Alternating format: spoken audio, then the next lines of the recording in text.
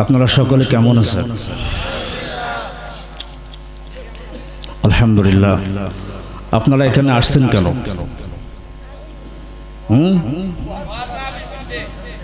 আপনারা ওয়াজ মাহফিল শুনে কি করবেন?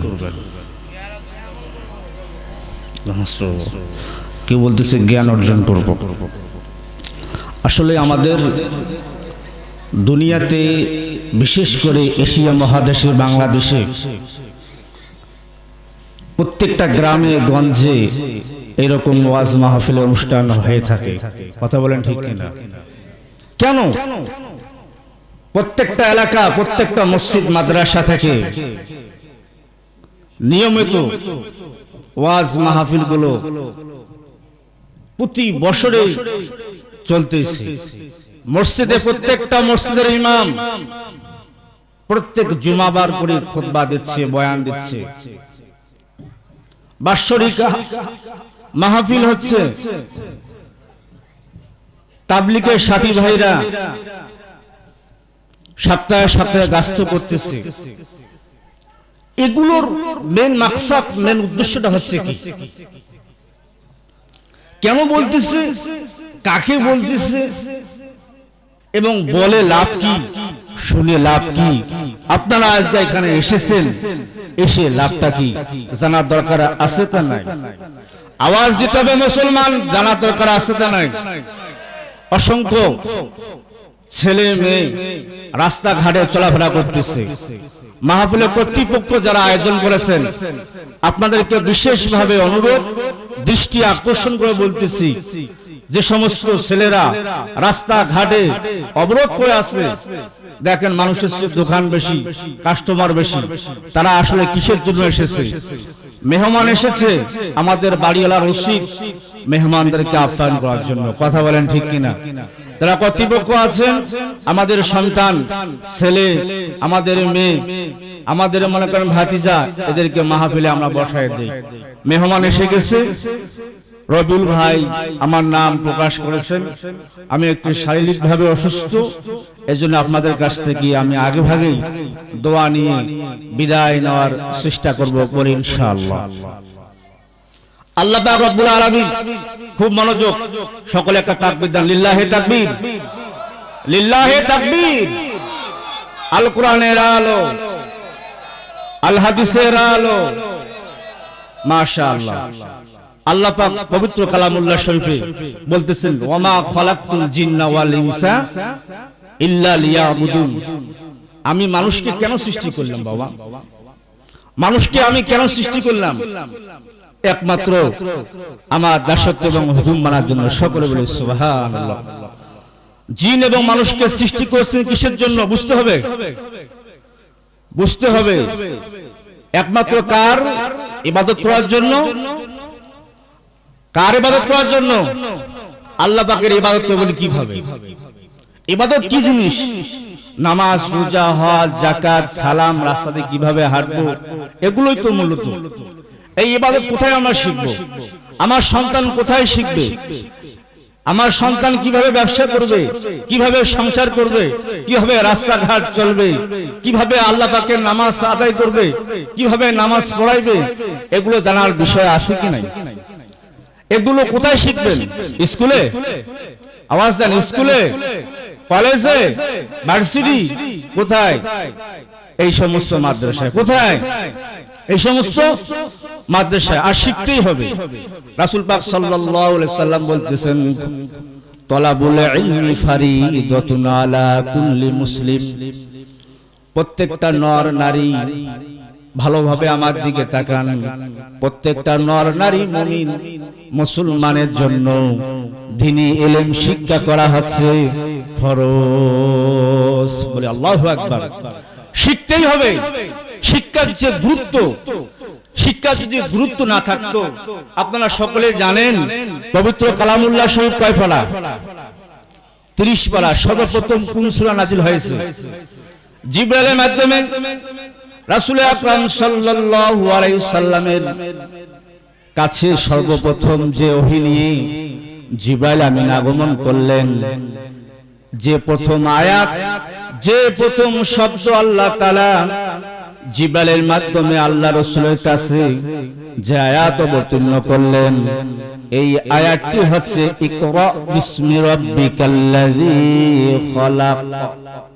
আগে কি শব্দ, এখন প্রশ্ন হলো কোরআনের কাছে, কোরআন শরীফে এতগুলো সাবজেক্ট থাকতে, এতগুলো বিষয় থাকতে আল্লাহ পাক কেন আগে বললেন হে রাসূল আগে পড়ুন? কেননা যদি কোনো মানুষ যদি না পড়ে, না জানে, মাওলা পাকের ইবাদত কখনো করতে পারবে না। আওয়াজে বলেন ঠিক কিনা? কেননা নামাজ পড়তে হলে তাকে শিক্ষার প্রয়োজন আছে তা নাই, রোজা রাখতে হলে শিক্ষার প্রয়োজন বন্ধু আছে তা নাই, আপনি যাকাত কিভাবে দিবেন, আপনি হজ কিভাবে করবেন, আপনি কিভাবে মাইয়িতকে কবরে রাখবেন, এগুলো জানার বিষয় আছে তা নাই। এগুলো জানতে হবে, ইবাদত করতে হবে। এই জন্য কালামুল্লাহ শরীফে আল্লাহ তাআলা বলেন ওয়ামা খালাকতুল জিন্না ওয়াল ইনসা ইল্লা লিয়াবুদুন। বলেন আল্লাহু আকবার, আরো সকলে বলে আল্লাহু আকবার। এজন্য আমি তোমাদেরকে আমি সৃষ্টি করছি একমাত্র রবের ইবাদত করার জন্য। আর একটা মানুষ যখনই আল্লাহ পাকের ইবাদত করতে যাবে, তাকে অবশ্যই শিক্ষার প্রয়োজন আছে তা নাই? আছে না? আজকে আমার সন্তান, আমার স্ত্রী, আমার মেয়ে যেগুলো শিক্ষায় শিক্ষিত হচ্ছে, বাংলাদেশের সায়েন্স বিজ্ঞান অনেক ডিগ্রি উচ্চ, অনেক উচ্চতর ডিগ্রি বর্তমান বাংলাদেশে অনেক হয়েছে আলহামদুলিল্লাহ। আপনারা সকলে বুঝে থাকবেন, এই যে মনিহাট বাজারে এমন একটা জামানা ছিল, এমন একটা যুগ ছিল, একটা মানুষ যখন অসুস্থ হয়েছিল মাথা থেকে পায়ের তালু পর্যন্ত এক ফার্মেসিওয়ালা দেখে চিকিৎসা দিয়েছিল, ঠিক কি না?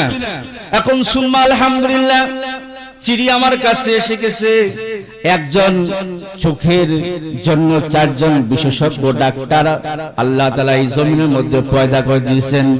দিন যত পড়াচ্ছে সায়েন্স বিজ্ঞান তত উপরে যাচ্ছে, সব কিছু উপরে যাচ্ছে, সব কিছু বেশি বেশি হচ্ছে, কিন্তু মুসলমান এখনো জানে না কিভাবে ওযু করতে হয়।